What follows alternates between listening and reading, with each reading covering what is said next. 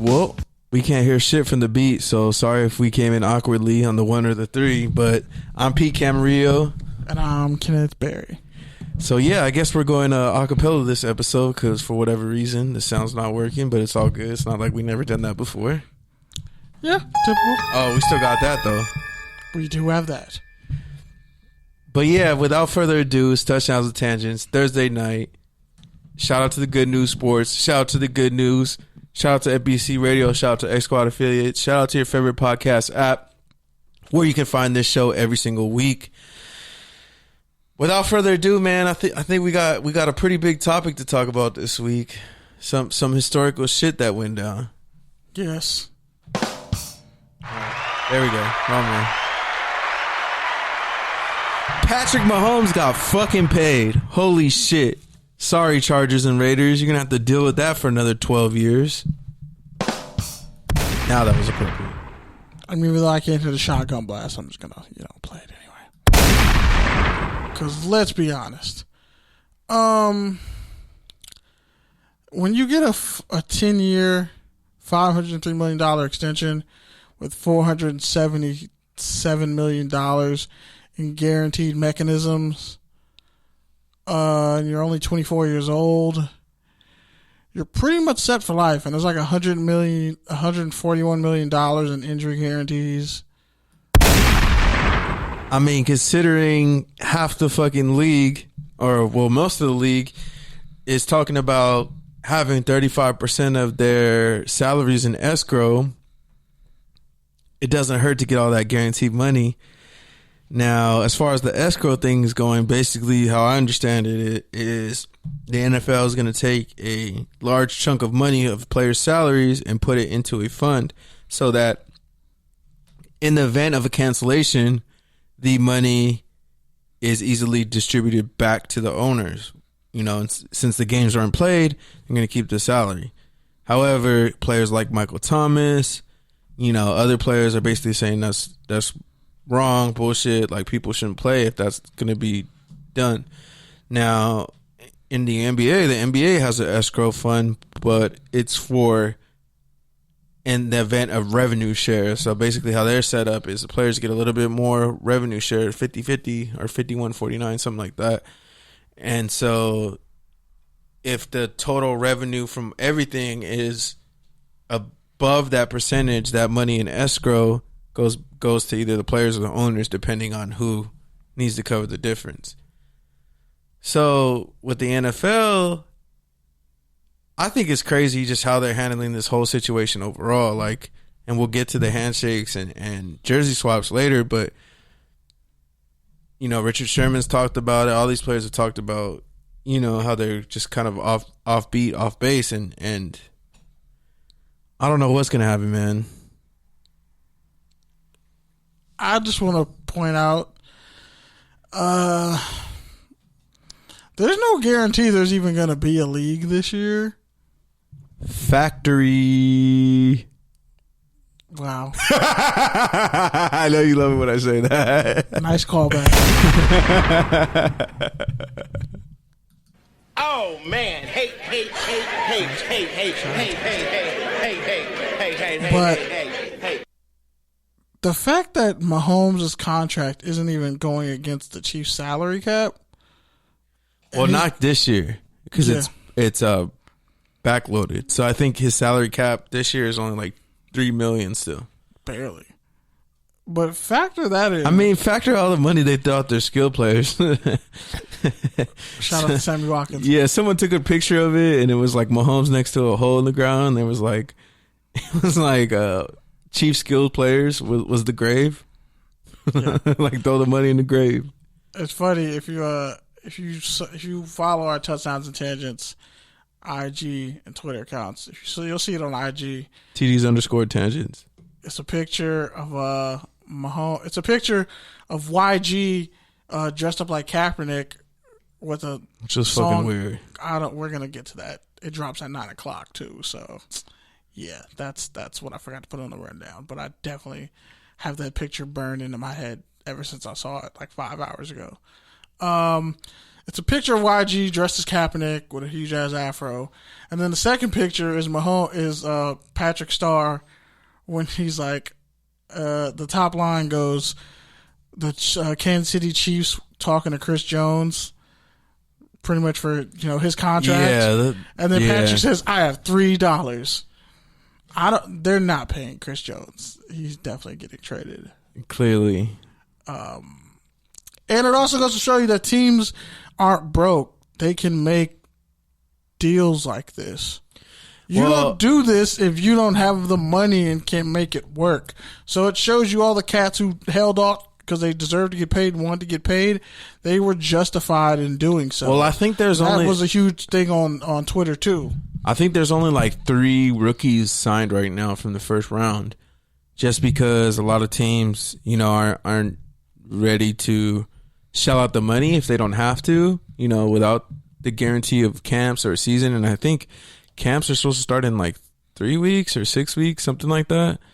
So the NFL is planning for business as usual. They don't have any real bubble scenario going on or planned, despite the fact that all the other leagues are doing that and still facing, all sorts of COVID cases. You had the MLS, which basically had one team withdraw and another team had to postpone a bunch of games because they had so many outbreaks. Got the WNBA and NBA, going viral for their meals and accommodations and things like that. So there's a lot going on right now with the sports world, and not all of it is uplifting. Just to be determined, man, with football, just because, as we've talked about on the show, really throughout the whole pandemic, football's not a social distance sport. And it's ironic and the Lakers beat the Supersonics? I'm sorry. Stupid. I had to do it. It's just like, and, back to Richard Sherman, he said it, a bunch of people have said it. It's like the idea of, going through piles with all sorts of athletes and then all of a sudden you can't take the jerseys off and swap them, or you can't go and shake hands, which to me is the bigger thing than the jersey swaps, because the jersey swaps were getting corny. Everybody was doing them. Random people were doing it. Cats who did deserve a jersey swap. Yeah, exactly. It was getting corny, yeah. It's like when Dwayne Wade was trying to get the jersey swap and I forget who the player was, but I gave it to somebody else already, bro. You know damn well you didn't deserve a jersey swap. Played 3 minutes. But the worst part is, like, the handshakes to me, the sportsmanship, the thing that we've been taught about since we were, little kids is win or lose. You go and shake the opponent's hand to let them know that they ain't going to beat you. And you look them in the eye and let them know what's up. But, essentially taking all that away, to me, is a bigger deal than the quote unquote jersey swaps for the picks. True. And Richard Sherman, as always, huge proponent of things that are pro player and, things that the league does that are very, they're a huge contradiction, so to speak. And the fact that all the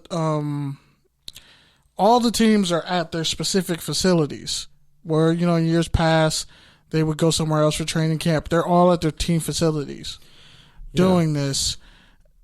How are you, you're doing that.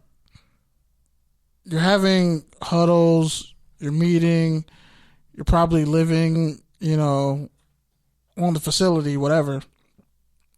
Then you're going to turn around and have games. And then you're going to turn around and have games. And the thing about this, and this kind of goes to just the overall larger conversation, that needs to happen in the country, or really the larger conversation that's been going on in this country for centuries, is the regulations really vary from state to state. So every team's going to have different regulations as far as what they can have, as far as fans inside, as far as accommodations, what's going to be required is going to vary from state to state. And state to state, are different stages of the outbreak, which is one of the reasons why we still haven't gotten out of the first break, because people are selfish and think that, they can just go to another state and not spread the virus or not contract it.